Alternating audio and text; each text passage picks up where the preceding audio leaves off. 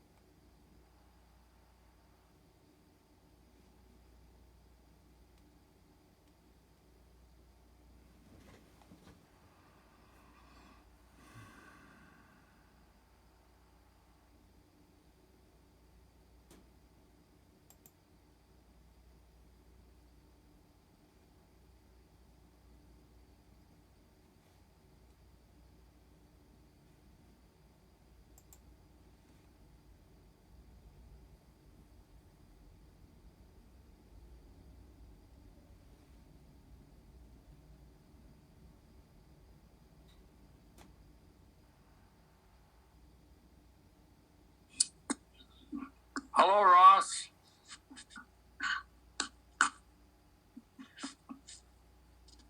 Maybe he's not there yet. No, don't touch that. Don't touch. Listen, if you want to speak. If he talks to you, then you push it in there.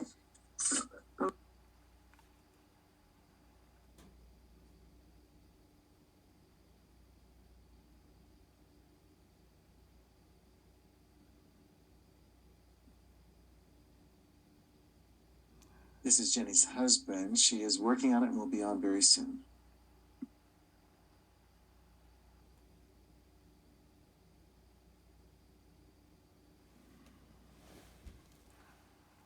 Ross, I heard Paul when he spoke up just now, but I'm not hearing anything else. Hello, Ross.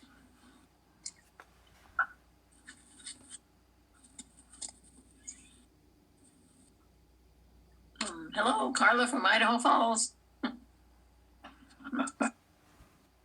Oh, Idaho Falls. Wow. Yep. I'm Caleb Walwork, and I tune in from Nashville, Tennessee. I really want to be here because it's 9 o'clock out here. Yeah, 9 o'clock. Yeah.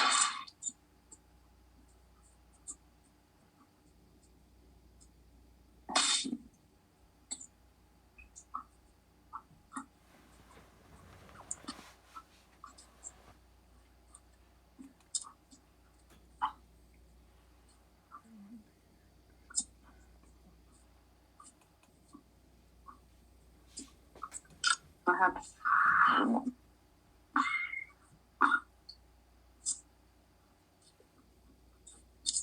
Rossi's not talking.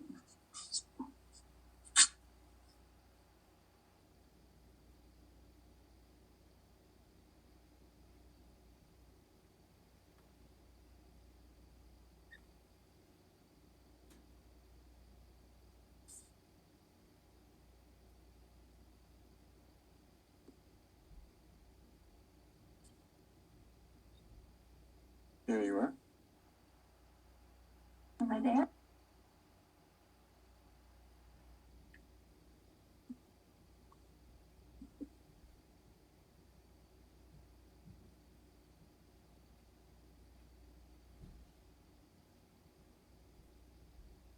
While we're waiting, I was in the temple the other night and ran into a young fellow who just received his mission call.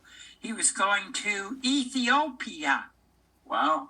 I didn't even know the church had a mission in Ethiopia.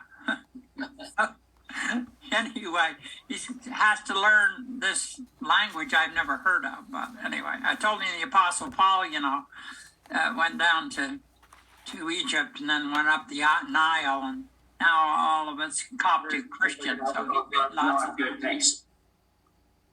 Well, my apologies. I'm finally got connected here. I don't know what happened, but I had a bit of a problem here. But it is 7:01, and it's time to begin our weekly fireside. I'm delighted to welcome you all here to hear from Jenny Pulsipher tonight. I'd like to begin with a word of prayer, and I'd like to ask Brother Amos, Jim Amos, would you give us an invocation tonight, please, Jim?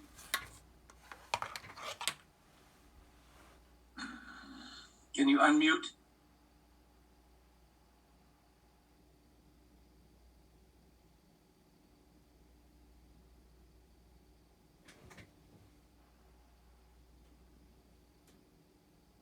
So you're having trouble there? Let's see.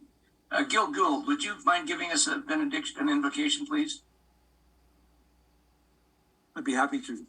Please.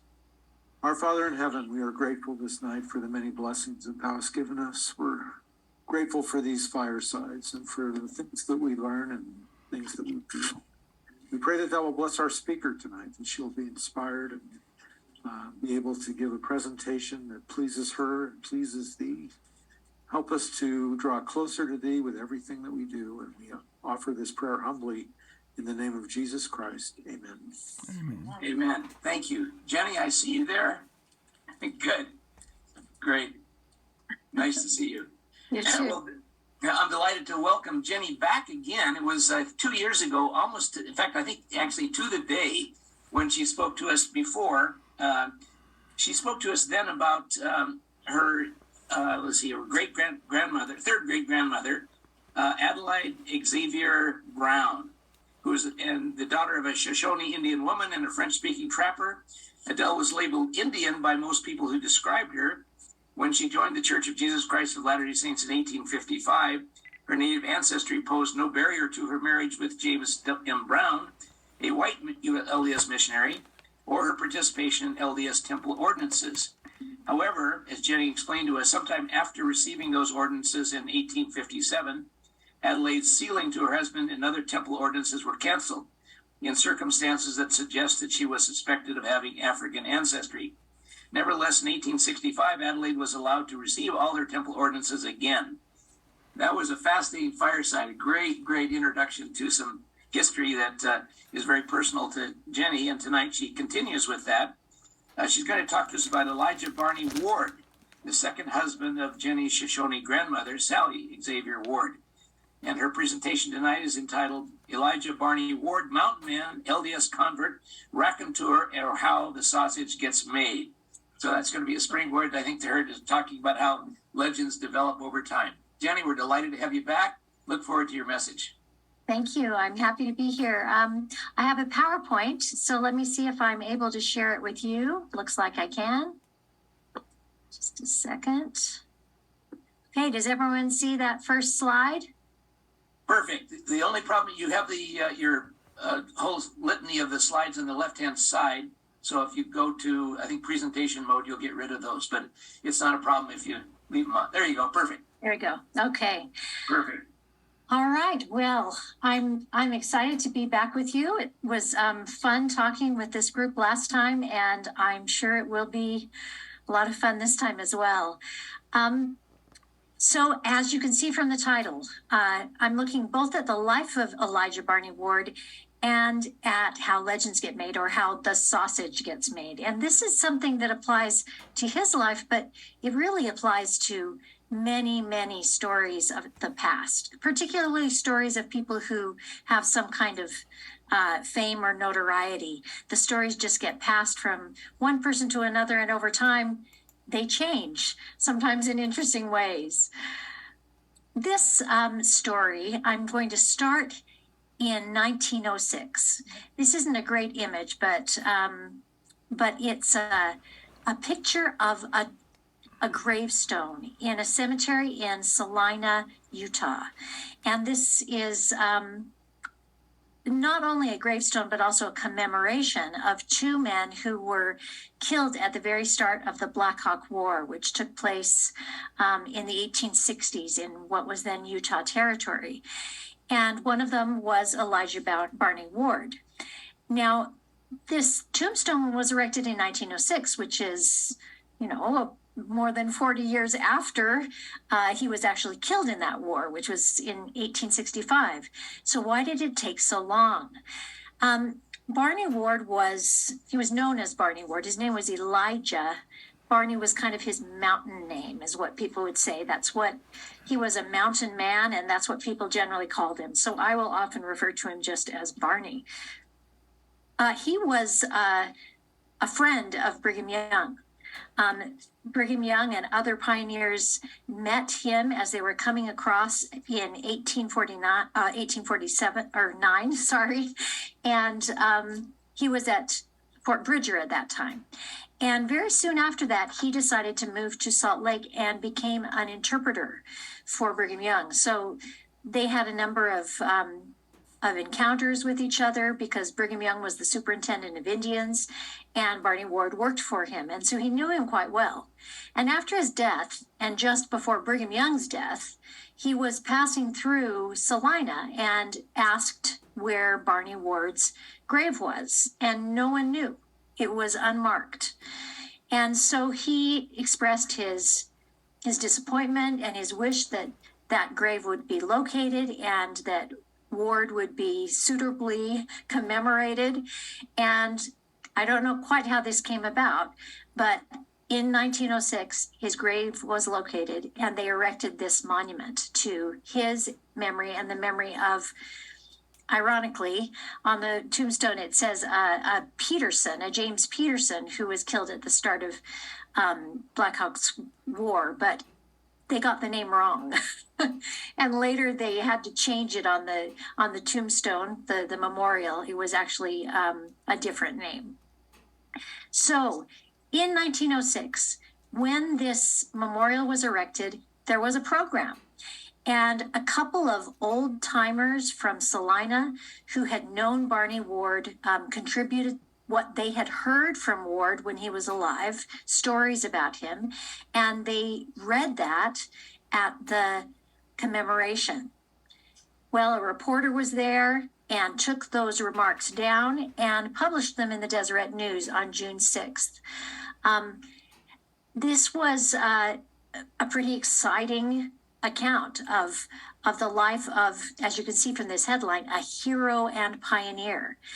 There are kind of some sub-headlines that mention the things that they believed were impressive, worth commemorating about Barney Ward. Those included the fact that he was a companion to some famous mountain men like Jim Bridger and Kit Carson. That he was a hero and a pioneer. And in terms of pioneer, he was a pioneer before the pioneers. He came to the Rockies in 1835. So these were the things that people at the time thought made Barney Ward memorable. So I asked the question, what was so great about Barney Ward? Those were the things, again, that they thought made him memorable. Also killed at the start of Black Hawk War, which was a famous event at the time. because of this fame, enough to get him, a memorial made for him, the fact that that story was published in the paper, eventually Barney Ward's story was published in the LDS Biographical Encyclopedia. Now, no doubt some of you are familiar with that. It's a multi-volume collection of short biographical sketches of people who were notable in early Latter-day Saint history. And so Andrew Jensen, who was worked for the church historian's office, went around the whole territory gathering all kinds of information about various people and then publishing those sketches, often first in the Deseret News and then later in his volumes. So Andrew Jensen came up with a story about him, and it's a pretty rousing story. And just to give you an idea of that, I'm going to read you part of it. Ward, Elijah Barney, famous trapper and pioneer, was born in Virginia about the year 1820.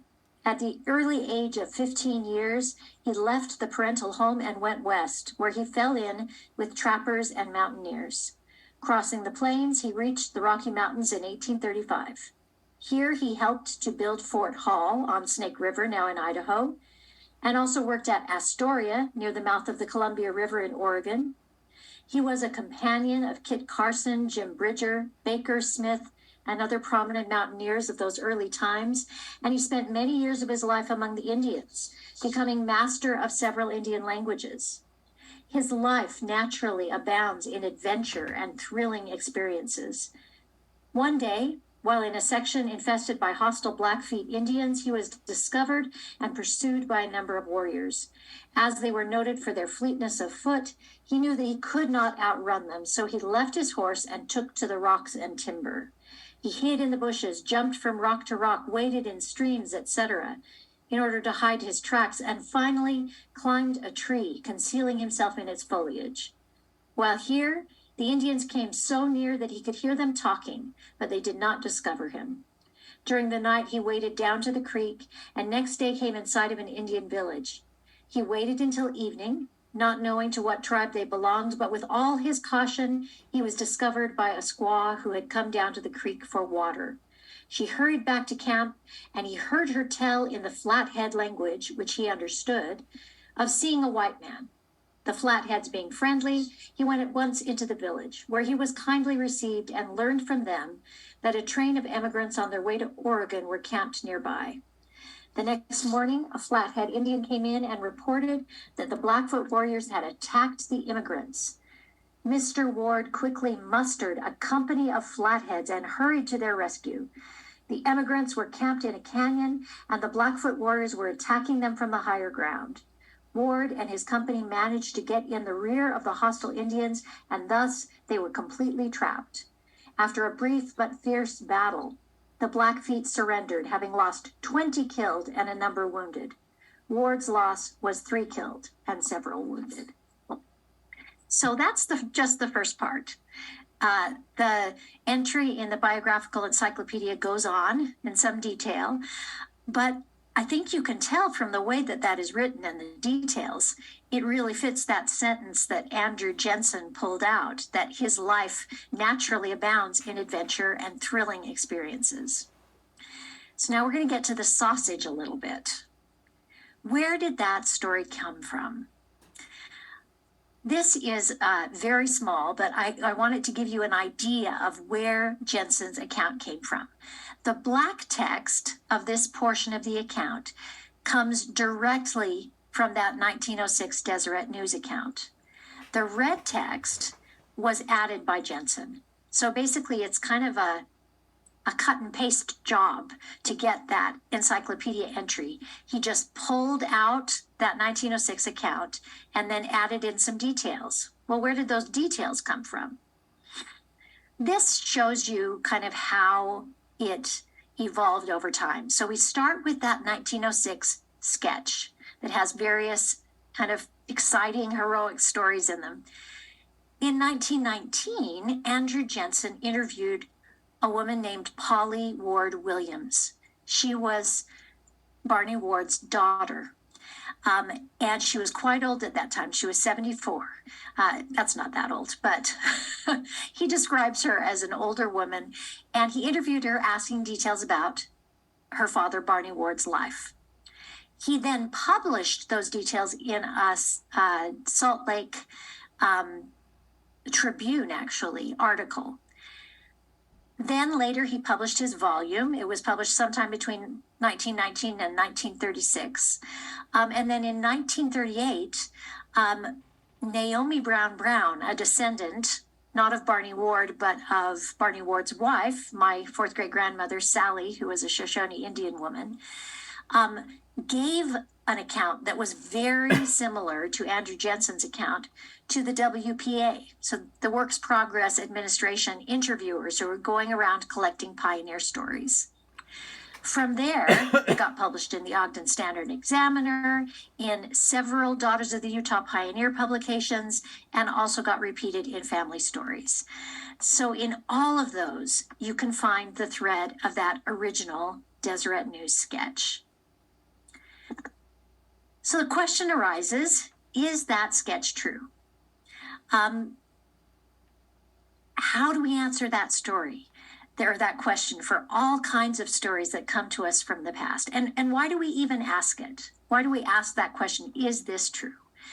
Well, for me, the reason that I'm interested in the story is obviously because this is part of my family story. Here's a kind of rough family tree. So in the center, you see Sally, the name of the Shoshone woman who I'm descended from. And then on either side are her two husbands. Her first husband was Baptiste Xervier, who died in 1843. Her second husband was Elijah Barney Ward. Now, when she was still married to Baptiste Xervier, she had two children. Adelaide, who's my third great grandmother, born in 1838 at Fort Laramie, and Ishamana, who was born in 1842, but died in childhood, according to some accounts at least. Then down from him, Adelaide had Frances Adora Brown, who had Ella, who had James, who had Nathan, and then me. So that's my line coming down from Sally and Baptiste. On the other side, after Baptiste died in 1843, we don't know exactly when, Sally married Elijah Barney Ward, who died in 1865. They had two daughters. The first was Mary, called Polly Ward, and the second was Louisa Ward. And I actually invited a distant cousin who's a descendant of Louisa Ward to come to this fireside tonight. So that's my connection to Barney Ward. I'm not personally related to him, but he was married to my fourth great grandmother. So I'm, of course, interested in hearing more about him, both because he's a shirt-tail relative and because I want to hear more about my grandmother and her side of the family. Adelaide was only 4 years old when her father died, so Elijah Barney Ward was probably the only father she really knew. These are photographs of my third great grandmother, Adelaide Xervier, and her half-sister, Polly Ward Williams. Polly lived to be almost 100 years old. And I'm not exactly sure how old she was in this photograph, but clearly in her later years. And I love to imagine that may be what Adelaide would have looked like if we had an old picture of her, or what Sally might have looked like if she had lived that long. So what exactly does the Jensen biography, which is drawn from that 1906 account, say about my fourth great grandmother, Sally? Actually, before you get a glance at it, I'm going to tell you what the Jensen biography says. There it is. Okay, here we go. The party returned to Fort Bridger by way of the old California route. Here he remained for some time among the Snake Indians. So it's talking about Barney Ward. This is an excerpt. During this period, so Barney Ward is at Fort Bridger. During this period, a very dear friend of his, Mr. Xervier, In lots of old stories, names turn out in different ways. A Frenchman died just before his death. He called Mr. Ward to his bedside and confided to his care his young wife, a handsome Indian girl, and also his little daughter, Adelaide. Ward accepted the trust and was true to his charge, in time marrying the woman by whom he had 2 daughters, Polly and Louisa. He lived with the Indians until after the pioneers came to the valleys, when he moved to Salt Lake City, bringing his family with him. So that story appears in that first 1906 account, and it appears in the Jensen biography. Now, the thing that makes me interested is those are the earliest places where that story shows up. And the story gets passed down. Let me kind of back up a little bit to remind you. It gets passed down over and over and over again. So that I heard that story growing up, the kind of very romantic story of how this young widow is cared for by a dear friend of her first husband, and they eventually come to Utah. But as I got older and started digging into other documents, trying to figure out what the story was and to corroborate the story, I couldn't find that story anywhere other than in sources that came directly from the 1906 account and Jensen's biographical entry. Here's an example. Adelaide died in 1895. Her obituary appeared in the Deseret News, and this is what it had to say about Barney Ward. When Adelaide was about 4 years old, her father was shot in the back and mortally wounded by a mountaineer. He survived 10 days and then he died. Her mother was subsequently married to a mountaineer named Barney Ward, by whom she had 2 children, both girls.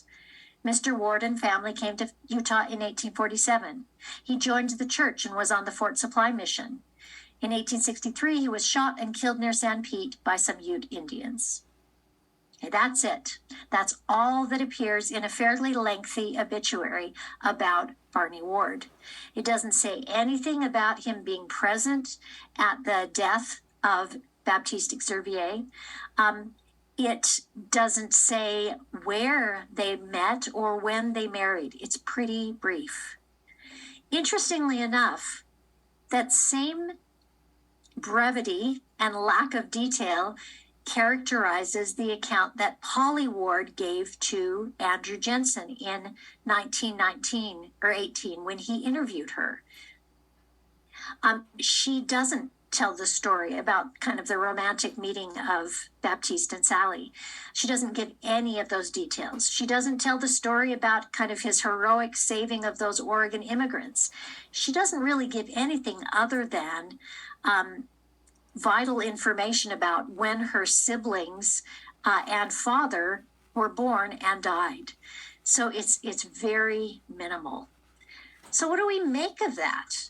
What do we make of the fact that on one side of the family, those stories don't exist, and that the latest stories that we have come from a newspaper account? Well, as a historian, when I encounter contradiction, I try to find other accounts and corroborate at least one side of the contradictory information to determine which one is closer to the truth. The best way to do that is to try to find primary accounts. A primary account is an account by someone who was present at the time and observed what happened. Now, surprisingly, we actually do have several primary accounts of what happened when Xervier died. I'm going to show them to you. They're pretty brief. This first one comes from Theodore Talbot, who accompanied John C. Fremont on his second expedition across the West. And this is what he wrote.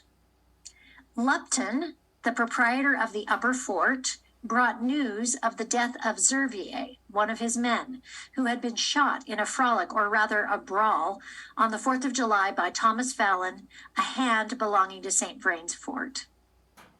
Okay, so he names him there and says that he was shot in the back. That's all we get from Theodore Talbot, but he wasn't the only one who wrote about it.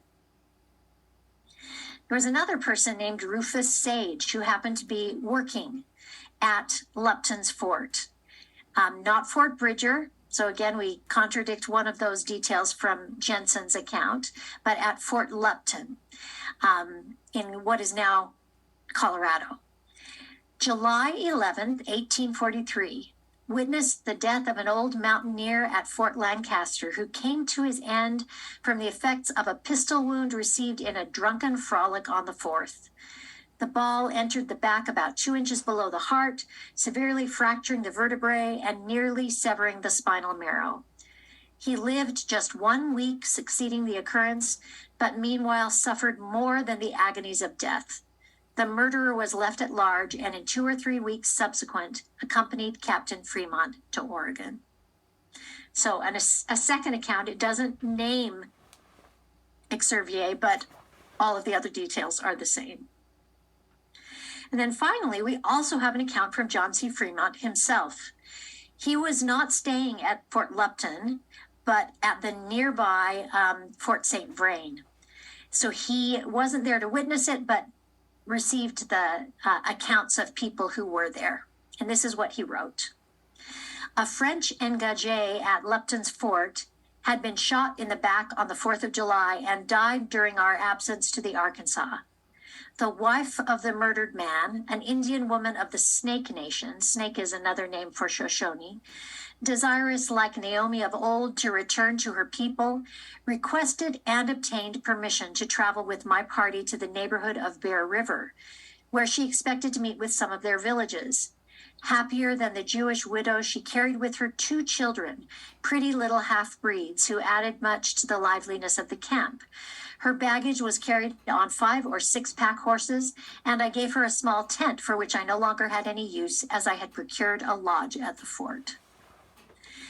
Now, Fremont goes on later in his journal to mention this Shoshone woman several times, speaking of her searching for Yampa roots. Later, he mentions her departure in the area of Fort Bridger rather than the Bear River. So these are contemporary accounts of the events surrounding the death of Baptiste Exervier. And as you can see, there is no mention of Elijah Barney Ward. Surely, if he had been there, one of these people who mentioned it would have mentioned him. And if he had actually taken over become a guardian basically to Sally and her children, he would have accompanied Fremont on their trip west. But again, no mention of him. So they must have met later. And we do know from Fremont's account that she leaves in the area of Fort Bridger. And later, Adelaide's obituary mentions that that was actually Sally's homeland, that she was born in the area of the headwaters of the Green River. So that makes sense. So how do we get these contradictory accounts? And this is where we come back to the idea of Elijah Barney Ward being a raconteur, someone who's telling kind of exciting stories and is pretty good at it. In my studies of Elijah Barney Ward, who appears over and over again in lots of records in the 19th century, I have come across repeated mentions of him as a storyteller. He's named as one, but he also gets involved in several circumstances where he seems to be telling, I guess you might say, a whopper, where he's stretching the truth in a way that often goes along with being a storyteller, telling people what they want to hear, making the story a little bit more exciting than it actually is. Because I found these evidences, I'm supposing that maybe that same thing applies to some of the stories that appear in that account in 1906, which came from his stories that he had told 2 old friends from Salina. Maybe the account of saving the Oregon immigrants was one of his exciting stories. There are no contemporary mentions of it. Maybe his story of how he met Sally at the death of her first husband was made up. Again, no contemporary evidence for it. Some of the details certainly are true. He's in the story, it mentions that he was a good friend of Brigham Young. That is true. We can find accounts in the Brigham Young records of him coming to his office and talking with him. There are letters exchanged between them. So that's definitely a true detail. But we have to try to corroborate the other ones, and sometimes it just doesn't work. Let me give you an example or two. So the Welsh settlement of America. I don't know if any of you have ever heard of this, but there are all kinds of legends about who came first to the Americas from the old world. Most people think it was Columbus, but some people claim it was the Chinese. Some people claim the Welsh were here long before Columbus, that in fact there was a Welsh prince named Madoc who came and settled long before Columbus. Well, here is a quotation from a document in the 19th century, 1893. A trader named Barney Ward told Jones, this is Daniel Jones, the famous Mormon Welsh missionary, that the Moki, that's another word for the Hopi, spoke Cymraeg, which is apparently how you say Welsh. But Ward himself was not a Welshman, and his informant was a man who knew, quote, a few words only of the Welsh language. So do you see the sausage getting made here? Everyone wants to believe that that Prince Madoc really existed. And a lot of people thought that the Moki were, they called them, quote, white Indians, that they were so much more advanced in their civilization in the minds of 19th century people than other native people, that clearly they must have come from Europe, from Wales, for instance. So this wish of many kind of 19th century settlers gets confirmed by a story passed on by Barney Ward. It wasn't true. The Hopi do not speak Welsh. Here's another example. This is an example where in 1849, Barney Ward apparently tried to get some immigrants crossing over to Oregon or California to take a detour that he claimed would save them a lot of time if they came through Salt Lake. So here's the account by J.S. Stewart, who wrote a book about it, about many things, but included this. At our noon halt today, an old hunter under Captain Ting, he was the man from Fort Hall, named Barney Ward, came into camp to tell us that no provisions could be bought at Fort Hall, and that the feed had been burnt off on the Humboldt by the Indians, advising us to go with him to Salt Lake, where we could get plenty of fresh animals and provisions. Captain Ting was not inclined to take the Mormon's word and proposed that we wait till we reached Pegleg Smith's, only 20 miles ahead, where we expected to find Norris to confirm the Mormon's report before we changed our route. The Mormons stayed with us overnight and told stories. It's in quotation marks. So I think he's implying there that these are not believable stories. The next day he wrote, this is his journal, voted in the morning to take the Mormon's word and route. But on reaching Smith's house, we found from Smith that Ward's stories were false and his route 100 miles out of our way. So, again, an example where, at least according to this immigrant writer, Ward had told a story that was not accurate. Okay, here's another one. Striking gold. Barney Ward, again, I mentioned that he was an interpreter and often employed by Brigham Young, accompanied him and many other church leaders on their expedition to southern Utah. And while they were traveling, this is something that John Brown, who was also on the expedition, wrote.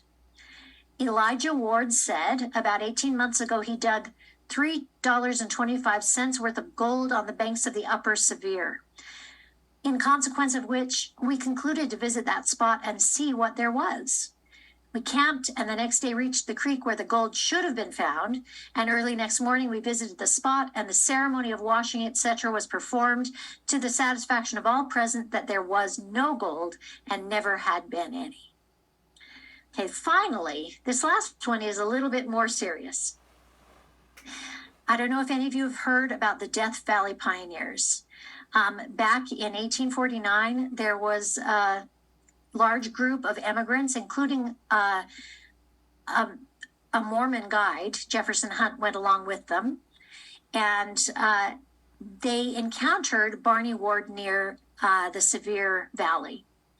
And when they got there, they talked to him and told him which route they were going to take, the route that Jefferson Hunt had proposed. And he told them that that was the wrong way to go.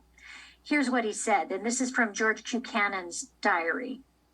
In traveling, he had several conversations with our captain, Brother Flake, and others of our company about a new route that E. Barney Ward, the mountaineer, had described to him and several of his men that would save 500 miles. If anyone ventured to express a doubt about being able to travel by it, they were silenced by the statement that Barney Ward had said that he'd traveled through that way 3 times, and there was a paper which he'd given them on which the route was marked. So many of them decided they would give that route a try. This is from a little bit later in the same diary.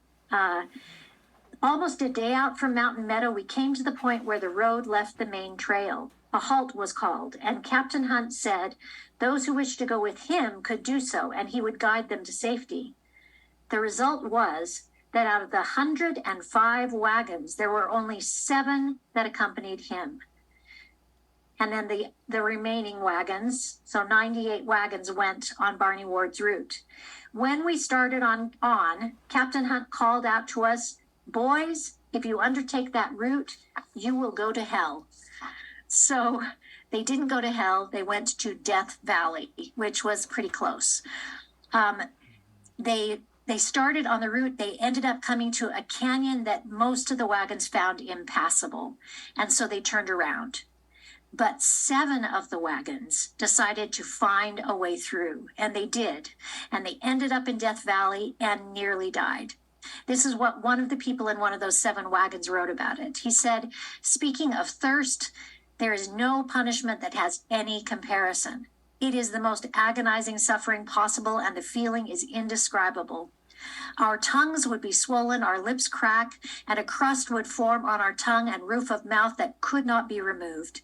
The body seemed to be dried through, and there wouldn't be a drop of moisture in the mouth. At these times, we thought of Barney Ward, and I just can't imagine what we would have done to him had we had him near." So I'm sure that Barney Ward didn't intend for that to happen.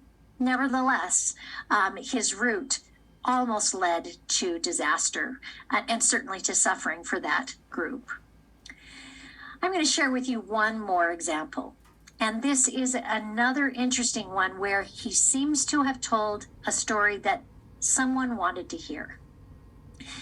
And that involved promising one of his daughters, one of his half Shoshone daughters, as a wife to an old Ute chieftain named Sandpitch, who later became involved in the Black Hawk War.